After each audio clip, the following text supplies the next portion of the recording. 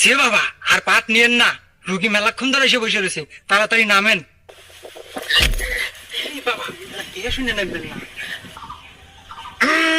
চিঙ্কু বাবা হাজির। বলো বাছা, তোমার কি সমস্যা? আমার তো অনেক বড় সমস্যা বাবা, আমি আপনার নামটাকে অনেক শুনেছি বাবা, আমার একটা সমাধান করে দেন। সব সমস্যার সমাধান করে? চিঙ্কু বাবা, বল তোর কি সমস্যা?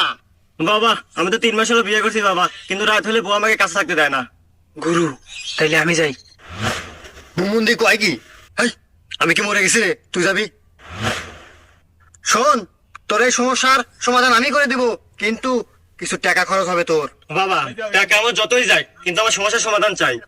শোন তাইলে, আজকে বাড়িতে যাবি, 3টা পাটি ছাগল কিনবি।